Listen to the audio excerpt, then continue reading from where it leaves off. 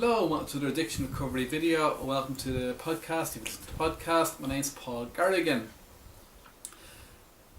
I remember when I started drinking, I remember how wonderful it felt, because what it did for me it gave me this sort of lovely numb feeling, and it sort of felt like, I actually remember having this sort of conversation in my head that how wonderful it was that I could I could keep drinking throughout the day and I'd have this sort of numb feeling, and it was like I had this free pass in life because nothing could touch me. And I worked in a bar for the first few years of my drinking, so I'd be able to stay like this all the time, pleasantly half drunk all the time, and I couldn't understand why everyone wasn't doing it, because it made life so much easier. It made everything so much simpler because I was sort of half numb all the time. I used to refer to it as taking the edge off life. I took the edge off life. That's exactly what it did. It took the edge off my life, so that everything just felt so much easier to deal with. And so for a long time, that was because the thing of it was I struggled. Before I started abusing alcohol, I really struggled with life. It felt too hard. I couldn't handle my emotions. My emotions felt too painful, and I did have some sort of bad things happen in my life in my teens. But even without that, it was the fact that I didn't know how to manage my emotions. Even if even everyday things, even without the bad things that happened to me, there was always this problem that I had with dealing with reality. And so when alcohol could give me this extra skin, this extra layer of skin, I was all up for it. I was delighted for it.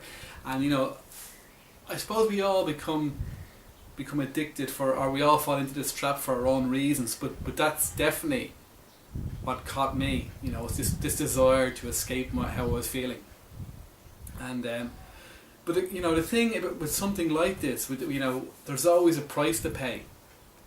And the price I had to pay was I lost. If you can't just get to choose which emotions you're going to numb. So when you numb, if I want to drink alcohol to numb all my negative emotions, I also end up numbing all my good emotions. So basically what I'm doing is I'm removing all the happiness from my life. And that's what it felt, that's for years. I was just walking around like this half alive person. I couldn't really experience anything because I was so numb all the time, because I was always drinking, and it just sucked all the joy out of life. So it's hardly any surprising that I started suffering from depression, and that I ended up getting in trouble, so early. I was only drinking a couple of years and started getting in trouble. I hit my first treatment centre at 18 or 19. It was sort of so I started paying a heavy price for taking the edge off. I paid a heavy price for that, almost right from the beginning. But I suspect it is this desire for numbness that that drives a lot of us into addiction.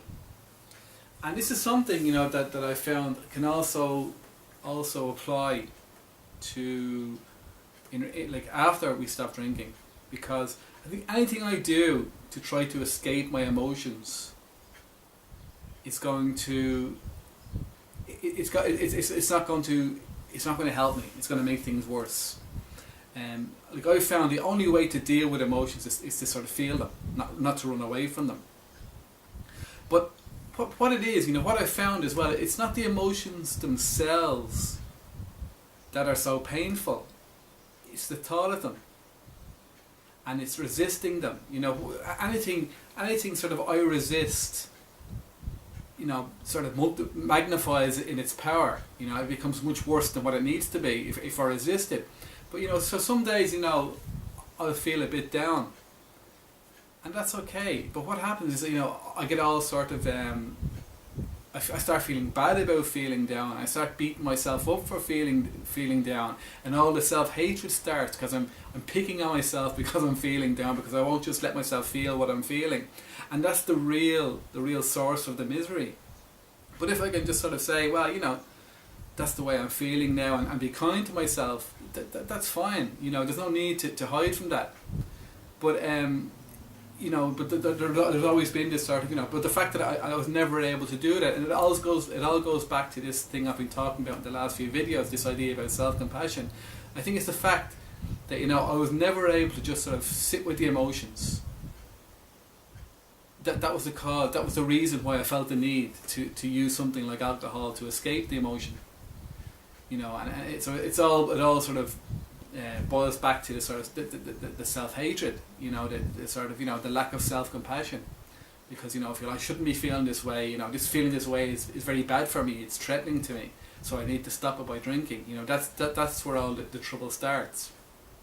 And the same sort of applies, like as I say, when we get sober, we have to be very, very careful to, if I want to enjoy the good emotions, I have to, if I want to open my heart to the good emotions, I have to also allow all the negative emotions to have, you know, to be there as well as they arise.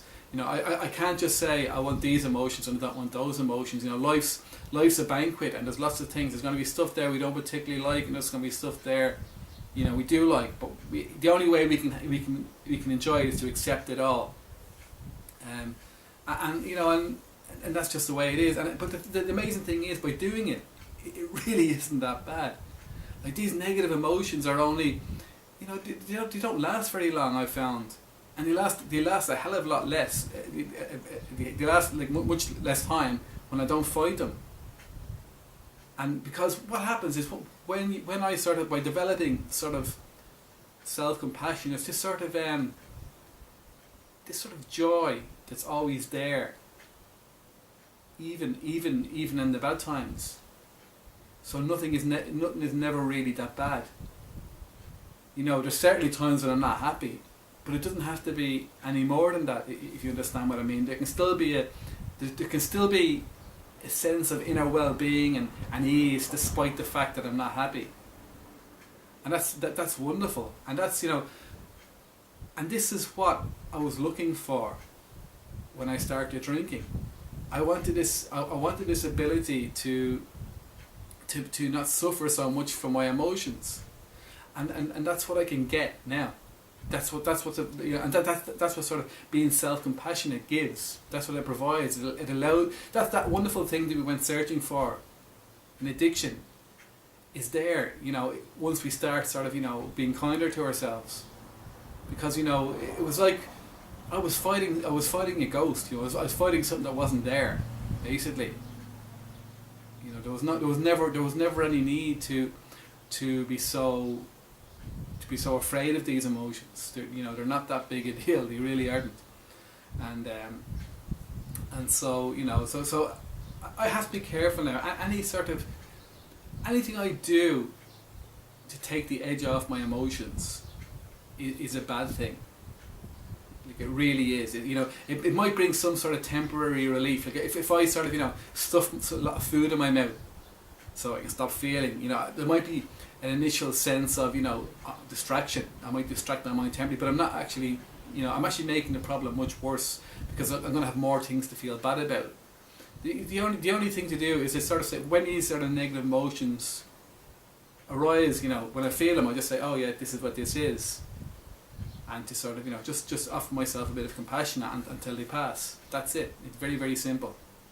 So, thanks very much for watching. Don't forget to visit my blog, paulgarrigan.com, paulgarrigan.com, or my website, brandnewchapter.com.